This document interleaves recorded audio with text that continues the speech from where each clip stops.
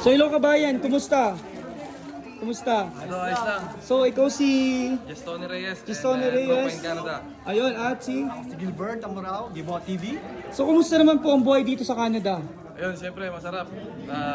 Trabaho lang ng trabaho. At ayun, anong gagawin natin dito? Di ba? Masyal, hindi, puro trabaho dito. Tama, tama. Diba? Saka sulit dito yung hirap, diba? So ilang taon ka na po dito kabayan? 1 year and 1 month. Unahin ko, hello kabayan, kumusta? Unahin ko muna po si kabayan. So, ilang ano po? 1 year and 1 month, pero napagbakasyon na ako ng Dubai at ayan, marami na nangyari sa buhay natin Ang kasi galing. hindi tayo tamad. Ang galing.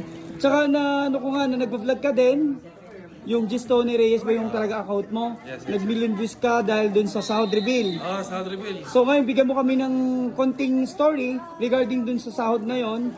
Pero bago ang lahat, ano nga ba yung trabaho ni Tony Reyes? Isa po, ako po ay produkto ng Japan. 5 years and 1 year ako sa Japan. At ngayon ay napunta ako dito sa Canada nang dahil sa workabroad.com.ph. At ako ay nakita ng IPAMS sa mismong website. So kaya mga tropa, nandito na ako ngayon. So ayun, ang trabaho mo po ay, Sheet metal worker. saan ka po sa Japan? Kasi ex-Japan din po ko. Galing ako ng Osaka, ng Tokyo at Naibaraki. Sheet metal. Sheet metal, so mga kayero, yan, mga roofers. Ayan, sa mga roofers. So, ano pong agency mo sa Pilipinas? Yung ano ba, una? Galing ako ng Sa papunta po dito sa Canada? galing ako ng IPAMS. Yan. IPAMS na nag-asikaso sa akin pandemic, so online lang lahat ang aking ginawa. Ginawa, ang galing.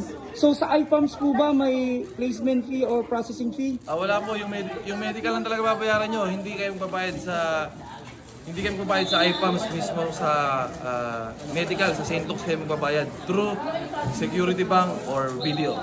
Ang tanong din po ng ating mga kababayan, kahit ba high school graduate ay makakarating ng Canada o makakapag-apply sa iPumps? Yes po, basta meron kayong skilled o meron kayong magandang experience. So ayun, dahil na ano mo na din po, na sahod reveal mo, magkano po yung inaabot na sahod mo kabayan at bakit po ganun yung inabot? Kasi pumapasok po ako Lunes hanggang Linggo. So hindi ko na po alam yung ibig sabihin ng Sabado. Sa Linggo tinan nyo nga po, may pasapa. Ayun, sipag mo. Pagka tamad ka, hindi ka sweldo lang ganito sa Canada. Pero pag masipag ka, hindi mo na malalaman yung kinikita mo kung 50,000 o 60,000 per month. Depende sa palitan yung mga tropa. Pero ikaw 50,000 per week. Ngayon, ngayon. Ayan, 50,000, grabe no? Ano yun, kaya ayun, nakakuha tayo ng kotse, hulugan, lahat. Lahat ma-avail mo pag ganyan talaga yung sahod mo. Kahit naman di siguro, dito sa Canada kasi possible lahat. Katulad ngayong araw, pumasok ako ng alas 2, umuwi ako ng alauna. Pumasok ka pa rin ngayong araw. Ang galing. Hindi, ano lang kasi, swertehan lang po talaga dito, hindi po lahat nabibigyan ng overtime. Pero kasi sa amin, skilled, unlimited yung trabaho, lalo na ngayong summer, kaya yeah. So anong gusto niyo pong i-advise sa ating mga kababayan na nangangarap din mag-Canada? Especially yung mga roofers na katulad mo. Advice ko po sa inyo mga tropa, kababayan, mag-focus lang kayo sa isang skills. Kung nasimulan nyo, tapusin nyo na hanggang huli at dagdagan nyo pa ng knowledge ang inyong mga sarili dahil dala-dala nyo na yun hanggang sa huli mga tropa. At malaki yung chance na makapag-Canada sila. Malaki.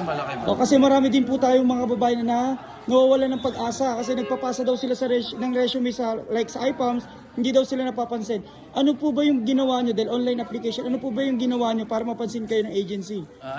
Workabroad.com.ph. Dahil pag mayroong kang, halimbawa galing akong Japan, meron akong 5 years worth of experience ng roofer o sheet metal worker.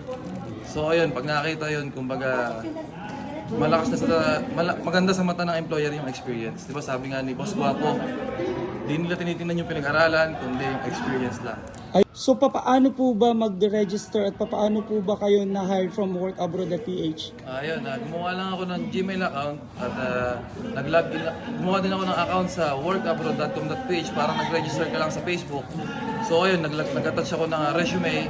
So ayun, hanggang sa may tumawag na sa akin. So sa work abroad po, makikita niyo po dun, di ba, yung mga legit agency na no placement fee at no processing fee?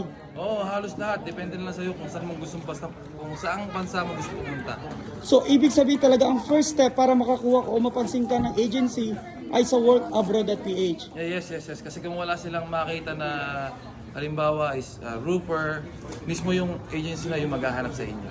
Ayun, thank you so much kabayan at sana ay marami kang na-inspire nating mga kababayan na gustong makarating dito sa Canada. Thank you. So thank you. Ayan.